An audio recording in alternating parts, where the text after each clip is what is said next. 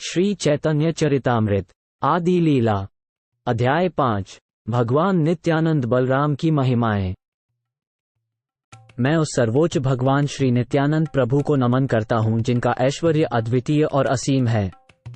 उनकी इच्छा होने पर एक मूर्ख भी उनकी वास्तविकता को समझ सकता है। श्री चैतन्य महाप्रभु की जय हो।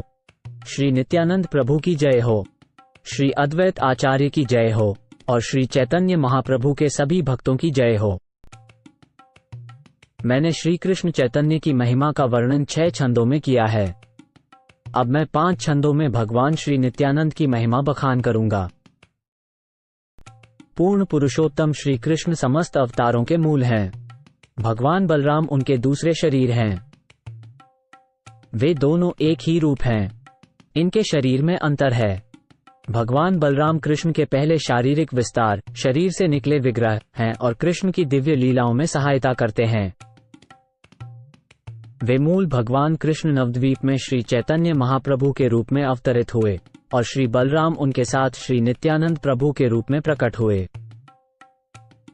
श्री नित्यानंद राम मेरे निरंतर स्मरण के आराध्य हों, जिनके पूर्ण अंश तथा पूर्ण अंशों के अंश क्रमशः संकर्षण, शेषनाग और वे विष्णु हैं, जो कारण सागर, गर्भ सागर और क्षीर सागर में निवास करते हैं। भगवान बलराम मूल संकर्षण हैं। वे भगवान कृष्ण की सेवा के लिए 5 अन्य रूप लेते हैं। वे स्वयं ही भगवान कृष्ण की लीलाओं में सहायता करते हैं और सृष्टि के कार्य 4 अन्य रूपों में भी संपादित करते हैं। वे भगवान कृष्ण के निर्देशों का पालन करके सृष्टि कार्य करते हैं और भगवान शेष के रूप में विविध तरीकों से कृष्ण की सेवा करते हैं। वे अपने सभी रूपों में कृष्ण की सेवा का अद्भुत आनंद लेते हैं।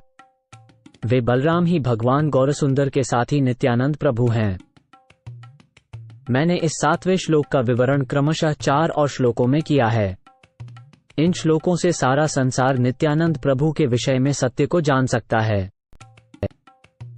मैं श्री नित्यानंद राम के चरण कमलों का आश्रय ग्रहण करता हूं, जो चतुर्व्यूह, जिसमें वासुदेव, संकर्षण, प्रद्युम्न और अनिरुद्ध शामिल हैं, में संकर्षण के रूप में जाने जाते हैं। वे पूर्ण ऐश्वर्य के धनी हैं और वैकुंठ लोक में निवास करते हैं, जो इस भौतिक सृजन से बहुत दूर है। भौतिक प्रकृति के पार पर व्योम अर्थात आध्यात्मिक आकाश का क्षेत्र है। ये ठीक उसी प्रकार सभी पालौकिक गुणों जैसे 6 ऐश्वर्यों से संपन्न है, जिस प्रकार स्वयं श्री कृष्ण हैं। वो वैकुंठ धाम हर जगह व्याप्त है, अनंत है और परम पूर्ण है। ये भगवान कृष्ण और उनके अवतारों का निवास है। उस आध्यात्मिक आकाश के सबसे ऊपरी भाग में कृष्णलोक नाम का आध्यात्मिक लोक है। उसके 3 भाग हैं, द्वारका, मथुरा और गोकुल। सबसे ऊंचा श्री गोकुल है, जिसे व्रज, गोलोक, श्वेतद्वीप और वृंदावन भी कहा जाता है। भगवान श्री कृष्ण के दिव्य शरीर की तरह ही गोकुल सब तरफ व्याप्त, अनंत और सर्वोपरि है। ये बिना किसी रोक टोक के ऊपर और नीचे तक विस्तृत है। भगवान कृष्ण की इच्छा से वो धाम भौतिक जगत में प्रकट होता है। यह मूल गोकुल के समान ही है। ये 2 अलग अलग स्थान नहीं हैं। वहां की भूमि पर चिंतामणि मौजूद है और जंगल कल्पवृक्षों से परिपूर्ण है, पर भौतिक आंखें इसे एक सामान्य जगह के तौर पर देखती हैं। लेकिन ईश्वर के प्रति प्रेम की दृष्टि से व्यक्ति इस स्थान के वास्तविक स्वरूप को देख सकता है, जहां भगवान कृष्ण चरवाहों और गोपियों के साथ अपनी लीलाएं करते हैं। मैं उन आदि पुरुष प्रभु श्री गोविंद की पूजा कर रहा हूं, जो चिंतामणियां अर्थात कामनाओं को पूर्ण करने वाली गौओं का पालन अपने धाम में कर रहे हैं। उनका धाम आध्यात्मिक रत्नों से निर्मित है और करोड़ों कल्पवृक्षों से घिरा हुआ है। वे हमेशा सम्मान और स्नेह के साथ सैकड़ों हजारों लक्ष्मियों द्वारा सेवा करते हैं। भगवान श्री कृष्ण मथुरा और द्वारका में अपने मूल स्वरूप का प्रदर्शन करते हैं। वे अपने चतुर्व्यूह रूपों में विस्तार करके विविध प्रकार से लीलाओं का आनंद लेते हैं। वासुदेव, संकर्षण, प्रद्युम्न और अनिरुद्ध, ये 4 मौलिक चतुर्व्यूह रूप हैं, जिनसे अन्य सभी चतुर्व्यूह रूप प्रकट होते हैं। वे सभी पूर्ण रूप से पालौकिक हैं। केवल इन्हीं तीनों जगहों द्वारका, मथुरा और गोकुल पर सर्वशक्तिमान भगवान कृष्ण अपने निजी संगियों के साथ अपनी अनंत लीलाओं का प्रदर्शन करते हैं। आध्यात्मिक आकाश के वैकुंठ धाम में प्रभु नारायण के रूप में प्रकट होते हैं और कई तरह से लीलाएं करते हैं। कृष्ण के निजी रूप में केवल 2 भुजाएं हैं, परंतु वे नारायण के रूप में 4 भुजाओं वाले हैं।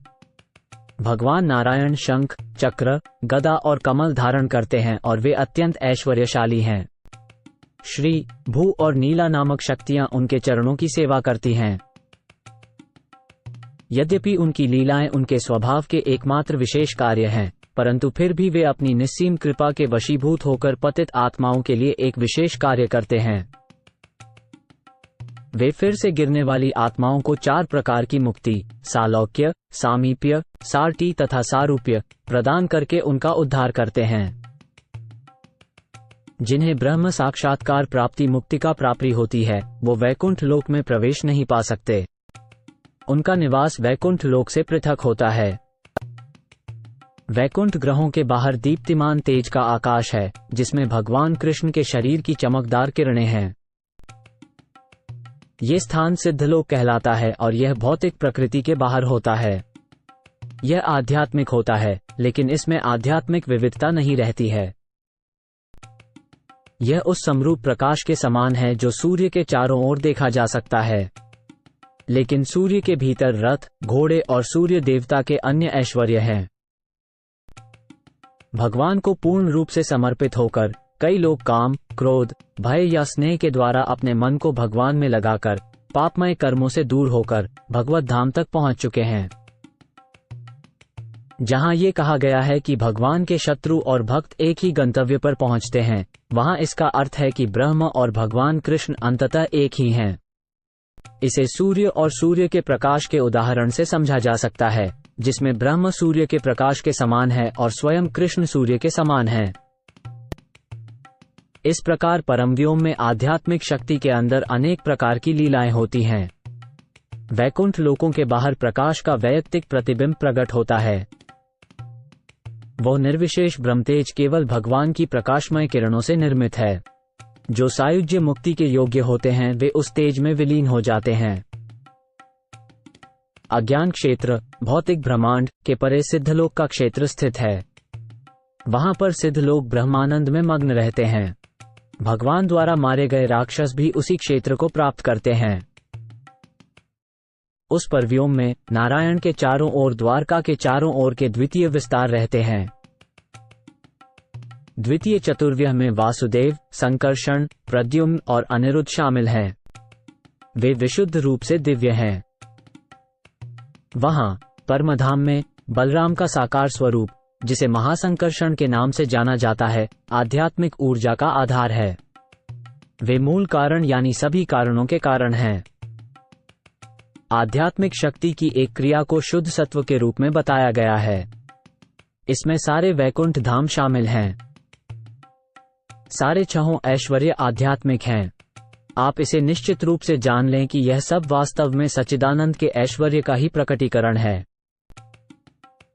एक सीमांत क्षमता है जिसे जीव के रूप में जाना जाता है। महासंकर्षण सभी जीवों का आश्रय है।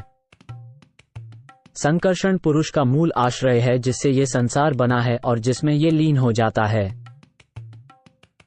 वे संकर्षण संपूर्ण का आश्रय हैं। उनका हर प्रकार से कोई सानी नहीं। उनकी संपन्नता अपरिमित और अनंत है। वे इतने महान हैं कि अनंत भी उनकी महिमा का वर्णन नहीं कर सकते हैं।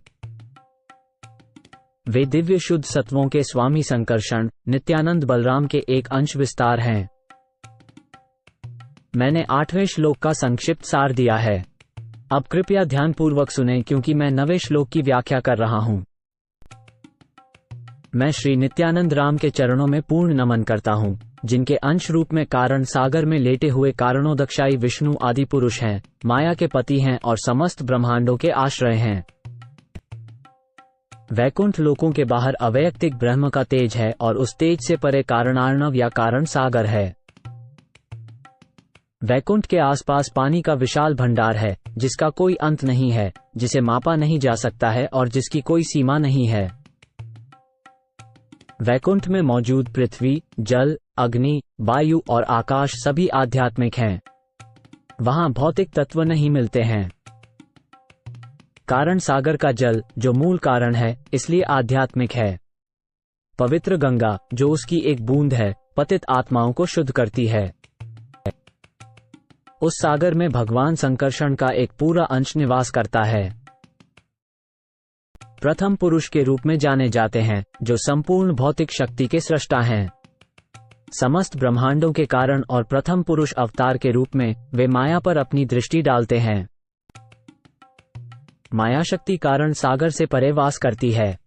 माया उसके पानी को छू नहीं सकती। माया के दो प्रकार के अस्तित्व हैं। एक को प्रधान या प्रकृति कहा जाता है। ये भौतिक संसार के सामानों, सामग्रियों को प्रदान करता है। प्रकृति जड़ और निष्क्रिय है, इसलिए यह वास्तव में भौतिक जगत का कारण नहीं हो सकती। किंतु भगवान कृष्ण जड़ और निष्क्रिय भौतिक प्रकृति में अपनी शक्ति का संचार करके अपनी कृपा प्रदर्शित करते हैं। इस प्रकार भगवान कृष्ण की शक्ति द्वारा प्रकृति गौण कारण बन जाती है, ठीक वैसे ही जैसे आग की शक्ति से लोहा लाल हो जाता है। इसलिए भगवान श्री कृष्ण ही इस ब्रह्मांड के प्रकट होने के मूल कारण हैं। प्रकृति तो बकरी के गले से लटकती हुई